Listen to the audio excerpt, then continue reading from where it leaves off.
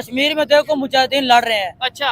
फलस्तीन में देखो मुजाहिदीन लड़ रहे हैं। ठीक है। वो भी तो मुसलमान है ना। अच्छा। लेकिन हमारे वाले तो मुसलमान है, इनको भी तो अच्छा, चाहिए। आपने बोला कश्मीर में मुजाहिदीन लड़ रहे हैं। हाँ। मेरी बात को सुनिएगा, आपने ये कहा कश्मीर में मुजाहिदीन हाँ। लड़ रहे हैं। पहले नंबर पे ये मुजाहिदीन का क्या काम, मतलब अपने तौर पे आप जाके जी मैं मुजाहिदीन हूँ कश्मीर में लड़ूं, आपका ये बनता है? क्योंकि जब एक मेरी इधर चोट लगती है ना, हाँ। तो पूरे जिस्म को दर्द होता है। तो हमारा कोई भी कुछ भी नहीं कर सकता। अच्छा, हम अल्लाह से राब्ता करेंगे ना, अल्लाह से मुलाकात करेंगे। अच्छा। ना यहूदी हमारा कुछ कर सकते। एक दिन ऐसा आएगा कि तमाम दुनिया पे इस्लाम की हुकूमत होगी। मुझे बताएं, अगर इंडिया की बात करें जिनसे हम मुकाबले की बात करते हैं, वो अफ्रीका में तबलीगी जमात नहीं बेचते, लेकिन वो अफ्रीका में अपनी प्रोडक्ट्स, अपनी बाइक्स, अपनी गाड़ियां बेच रहे हैं। उनकी यहूदी है ना, यहूदी अपनी तरफ से पूरे इकट्ठे हो रहे हैं। अच्छा, सारे इकट्ठे होंगे, नॉन मुस्लिम इकट्ठे, सारे नॉन मुस्लिम इकट्ठे होंगे, मुसलमानों के खिलाफ साजिश करेंगे। ये ऐसा नहीं है। अच्छा, साजिश नहीं है। साजिश वाजिश कुछ नहीं होती। कह रहे हैं एक दिन आएगा पूरी दुनिया में मुसलमानों की हुकूमत होगी। देखें, बात जो ये अगर ये बात करते हैं ना, हाँ। तो उस सिलसिले में गज़वा हिंद का जिक्र है, हाँ। फलां है। लेकिन आप इन बातों को छोड़ के जो सच चल रहा है उसी को क्यों नहीं देखते? इस टाइम पे मुगलिया दौर वाले पैलेस और महल बना रहे थे, बागात बना रहे थे। उस टाइम पे यूरोप में इंडस्ट्री लग रही थी। अगर आपके पास इल्म है, आपके पास इल्म है, आपने इस तक क्यों नहीं पहुँचाया? पहले मुझे आप इसका जवाब दें। दुनियावी इल्म, दीनी इल्म के साथ दुनियावी पहले इल्म बहुत दीनी इल्म लाज़िम है। है। अभी हम लोग बोले मैं बैठ के दीनी इल्म हासिल करूंगा, मैं आपको पहले बताया कि वो जिस जमाने की बातें हो रही है ना, जिस जमाने की बातें हो रही है ना, उस जमाने में यूरोप में लैंप इजाद हुआ, बिजली इजाद हुई, इंडस्ट्री लग रही थी।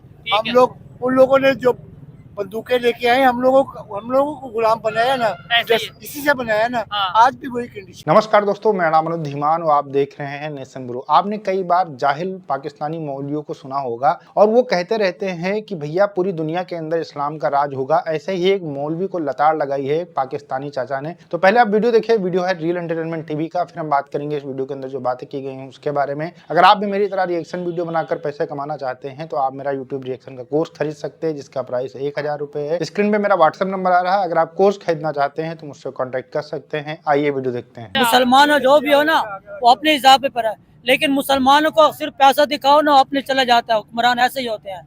मतलब आप ही मुसलमान हैं, मैं भी मुसलमान, मैं आपको लेकिन पैसा दिखाऊंगा, बिक जाएंगे? नहीं, ये मेरे अपने ईमान है। तो फिर ऐसे आप किसी पे भी तो ना इल्जाम लगाएं कि मुसलमान बिक जाते हैं। मुसलमान ऐसा है ना, हर कोई मुसलमान ऐसा नहीं होता। अच्छा, बिक भी जाते हैं। बिक भी जाते हैं जो मुसलमान। जहाँ आप दुनिया में देखो, अफ्रीका में देख लो, जहाँ भी देखो, तबलीग जमात पहुंच चुकी है। अच्छा। कश्मीर में देखो मुजाहिदीन लड़ रहे हैं। अच्छा। फलस्तीन में देखो मुजाहिदीन लड़ रहे हैं। ठीक है। वो भी तो मुसलमान है ना। अच्छा। लेकिन हमारे वाले तो मुसलमान है, इनको भी तो अच्छा, चाहिए। आपने बोला कश्मीर में मुजाहिदीन लड़ रहे हैं। मेरी हाँ। बात को सुनिएगा, आपने ये कहा कश्मीर में मुजाहिदीन लड़ रहे हैं। पहले नंबर पे ये मुजाहिदीन का क्या काम, मतलब अपने तौर पे आप जाके जी मैं मुजाहिदीन हूँ कश्मीर में लड़ूं, आपका ये बनता है? क्योंकि जब एक मेरी इधर चोट लगती है ना, तो पूरे जिस्म को दर्द होता है। तो फिर ये जो भी अगर बात करें फलस्तीन में जो जंग चल रही है, तो इधर उन्हें दर्द हो रही है। तो मुसलमान अगर हम मुसलमान अपने 5 वक्त नमाज की पाबंदी करें ना, और सब चीज अपने अमाल पर करें, जो सुन्नत नबी पर चलें, तो हमारा कोई भी कुछ भी नहीं कर सकता। अच्छा, हम अल्लाह से राब्ता करेंगे ना, अल्लाह से मुलाकात करेंगे। अच्छा। ना यहूदी हमारा कुछ कर सकते। एक दिन ऐसा आएगा कि तमाम दुनिया पे इस्लाम की हुकूमत होगी। अच्छा, एक दिन ऐसा होगा, वो आएगा जब मुसलमान सारे इकट्ठे हो जाएंगे।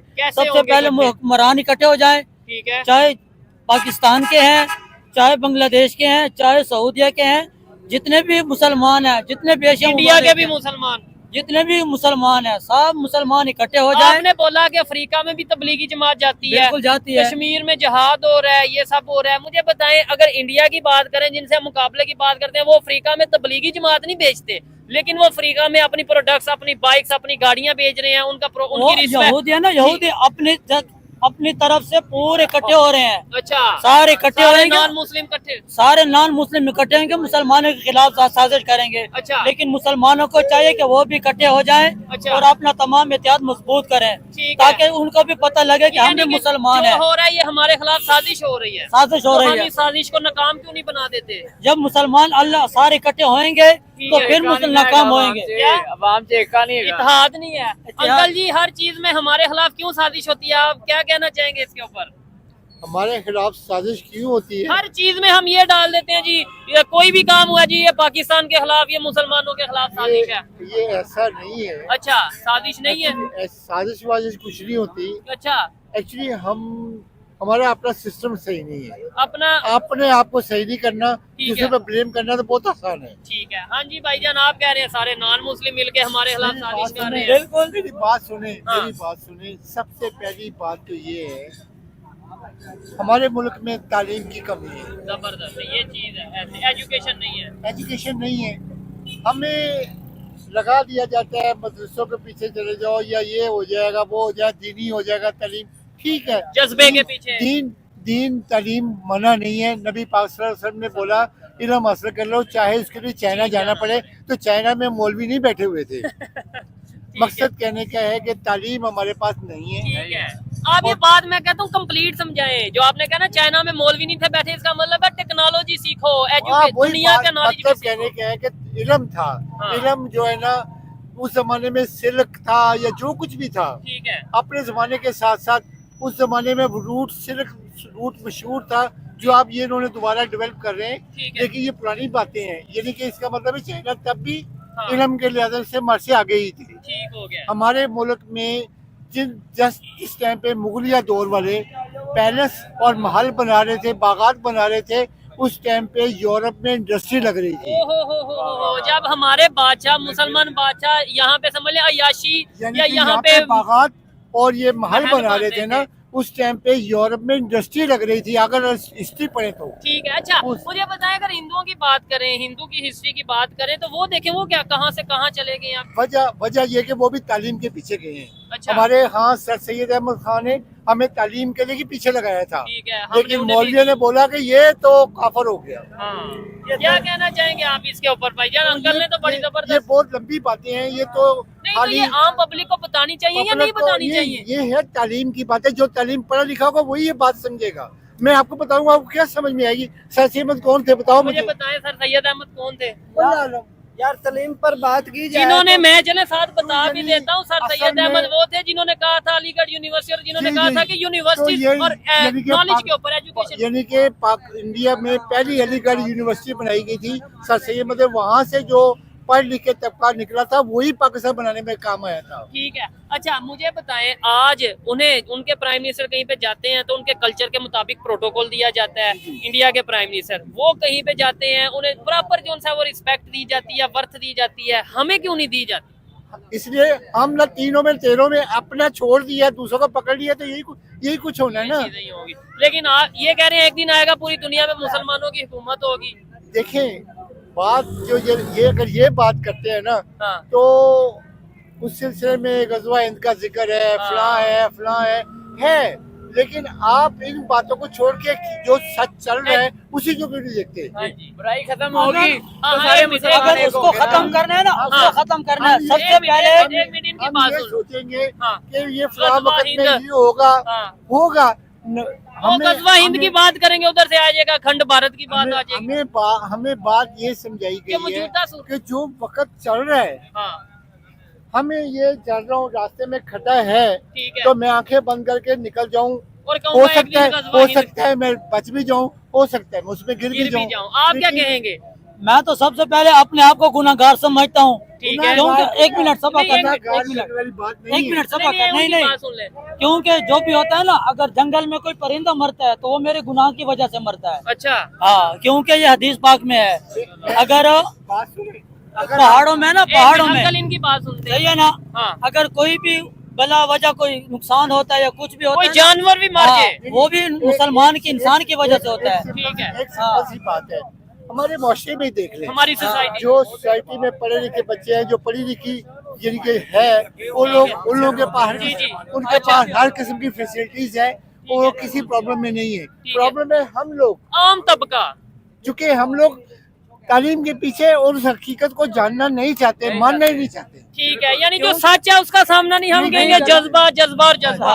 ठीक है। क्योंकि अल्लाह पाक खुद फरमाता है, अल्लाह पाक खुद फरमाता है कि तुम जमीन वालों पर रहम करो, आसमान वालों में तुम पर रहम करूंगा। हम आज किसके पर रहम नहीं हम करते। रहम नहीं कर रहे। बिल्कुल, जिसको जहाँ मिलता है वहाँ छुरी फेर देता है, पहले मैं और बाद में आप। इकबाल कौन थे? वो एक उलमा रहमतुल्लाह अलैह थे, एक बड़े आलिम थे, ठीक है, एक शायर भी थे। ख्वाब देखा, ख्वाब ठीक है। देखा, कायद आज़म ने बनाया, सच किया। पढ़े लिखे आदमी हाँ, थे अच्छा। कि ये खाली नमाजी पार्टी थे। जो भी था आपको पता है। उन्होंने तो दाढ़ी भी नहीं लेकिन थी आपने रखी। ख्वाब देखा। आपने कायदे आजम दाढ़ी भी नहीं थी। वो मस्जिदों में बैठ के इमामत करते थे या उन्होंने दुनिया को वकालत सिखाई? हाँ बताइए। उन्होंने सबसे पहले अपने बोल बाहर गए, अपना इल्म हासिल किया। इल्म यही बात तो कह रहे हैं। इल्म क्यों, अगर आपके पास इल्म है, आपके पास इल्म है, आपने इस तक क्यों नहीं पहुँचाया? भाई पहले मुझे आप इसका जवाब दें। दुनियावी इल्म, दीनी इल्म के साथ दुनियावी पहले इल्म बहुत दीनी इल्म लाजिम है। है। अभी हम लोग बोले मैं बैठ के दीनी इल्म हासिल करूंगा, मैं आपको पहले बताया कि वो जिस जमाने की बातें हो रही है ना, जिस जमाने की बातें हो रही है ना, उस जमाने में यूरोप में लैंप इजाद हुआ, बिजली इजाद हुई, इंडस्ट्री लग रही थी। हम लोग, उन लोगों ने जो बंदूकें लेके आए, हम लोगों को गुलाम बनाया ना, ऐसे ही। इसी से बनाया ना। हाँ। आज भी वही कंडीशन है। ठीक है, तो यानी हमें अंकल की पहले बात का मैंने शुरू मकसद में पता बात क्या? की थी, शुरू नहीं, में जब हमारे बात की थी ना शुरू में कि हमने आप खुद अपने आप को गुलाम बना रखा है। नहीं अंकल की बात करने का मकसद ये है कि हमें अपने एजुकेशन पे वर्क करना है। बस, जिस बस। टाइम पे अगर हम वर्क में कि ना, इसकी तालीम पूछ लो, इसकी तालीम पूछ लो, इसकी तालीम पूछ लो, सबसे ऊपर है। अच्छा, लेकिन ये है ना, हमें लगता है ना ऊपर है, दुनिया हाँ। में हम कहाँ पे हैं? हमारी देखिए, एजुकेशन किसी भी मुआशरे को ऊपर जाने के लिए सबसे जरूरी एजुकेशन, बिल्कुल उसके बाद उसकी हेल्थ बिल्कुल। और उसके बाद जस्टिस, तीनों हमारे मुल्क में नहीं है। दोस्तों आपने वीडियो देखा और पाकिस्तान के अंदर अक्सर ऐसे मौलाना पाए जाते हैं जिनका कहना होता है कि अगर पूरे पाकिस्तान के लोग नमाज पढ़ना शुरू कर दे तो पाकिस्तान सुपर पावर बन सकता है और पाकिस्तान को कोई नहीं हरा सकता है। पाकिस्तान के अंदर जो भी प्रॉब्लम्स चल रही सब सॉल्व हो जाएंगी। अब ऐसे जाहिल लोगों से एजुकेशन वाली बात करेंगे तो जाहिर सी बात है ये सारी चीजें इनके दिमाग के अंदर नहीं आएंगी। इसीलिए यहाँ पर चाचा ने इनको रोस्ट कर दिया, कहा कि अगर मैं किसी पढ़े लिखे व्यक्ति से ये बात अगर करता कि ये चीजें गड़बड़ है और इनको एजुकेशन से सही किया जा सकता है तो वो मान भी लेता, लेकिन मैं आपसे क्या बात करूं। मतलब ये कहना चाहते थे भैया मदरसा छाप हो, नमाज पढ़ते हो तो उन सारी चीजों के बारे में बात करो। दुनिया भर की जो समस्याएं हैं उनको लेकर आप ये मत कहो कि नमाज से ही सब कुछ सही हो जाएगा। चाचा ने यहाँ पर इकबाल और जिन्ना का एग्जाम्पल दिया और कहा कि ये लोग पढ़े लिखे थे तभी ये सक्सेस हो पाए। अगर ये नमाज पढ़ते और मस्जिदों के अंदर रहते तो आज शायद पाकिस्तान भी नहीं बन पाता। तो इस तरीके के बहुत सारे एग्जाम्पल पाकिस्तान के लोग अगर दिमाग लगाएं तो उनको मिल सकते हैं। लेकिन इनका पहला मकसद होता है जो टेप रिकॉर्डर एक फीड होता है, अगर कोई टोपी लगाकर दाढ़ी रखकर पाकिस्तान के अंदर बात करता है तो उसका सबसे पहला मकसद होता है पाकिस्तान जाए भाड़ में। सबसे पहले वो कहता है कि हम भारत के ऊपर गजवा हिंद करेंगे, पूरी दुनिया के अंदर इस्लाम फैलाएंगे। इसके अलावा जितने भी काफिर हैं वो सब मिलकर पाकिस्तान को बर्बाद करना चाहते हैं, मुसलमानों के खिलाफ बात करते हैं, षड्यंत्र करते हैं, मुसलमानों को मारना चाहते हैं। ये सबको टेप रिकॉर्डर की तरह उसके मुंह से निकलता है। अच्छा आप ये बताइए, ये कह रहे हैं कि सारे मुसलमान एक हो जाए तो हम काफिरों को खत्म कर देंगे, पूरी दुनिया के अंदर इस्लाम का राज ला देंगे। लेकिन वहीं पर जो नॉन मुस्लिम लोग हैं वो लोग अगर अपना प्रोडक्ट सेल करते हैं, अपनी दवाइयां बनाई हुई सेल करते हैं, अपनी टेक्नोलॉजी सेल करते हैं तो कहते हैं कि सारे काफिर एक हो रहे हैं और ये मुसलमानों के खिलाफ साजिश है। भैया अगर साजिश होती ना तो पाकिस्तान के अंदर कोई जिंदा नहीं बचता। तुम जो काफिरों की बनी दवाइयां खाते हो उसी वजह से जिंदा हो। तुम्हारे यहाँ पाकिस्तान के अंदर तो कोई रिसर्च भी नहीं हुई जिससे कोई दवाई बनाई जा सके। दवाई तो सारे काफिर बना रहे हैं, खा रहे हो, अपने बच्चों को जिला रहे हो, उसके बाद में हम ही लोगों को तुम गालियां दे रहे हो और जो तुमको समझाने की कोशिश करता है उसको तुम समझते नहीं हो। तुम्हारा जो ज्ञान है वो घूम घुमाकर इस्लाम के ऊपर ही आ जाता है। यहाँ पर चाचा ने इनको बहुत अच्छे से धोया है, लेकिन ये धुलने धुलाने से इनको कोई फर्क नहीं पड़ता है। इनको यही लगता है कि जितनी भी साइंस है वो इस्लाम से निकली हुई है और ऐसे लोग पाकिस्तान के अंदर बहुत मिल जाएंगे। इनको एजुकेशन से कोई फर्क नहीं है, इनको जो मदरसा के अंदर सिखाया जाता है उसी से ज्यादा इनको फर्क पड़ता है। वीडियो कैसा लगा मुझे कमेंट सेक्शन में जरूर बताइएगा। मिलते हैं नए वीडियो के साथ। नमस्कार, धन्यवाद, जय हिंद, जय भारत।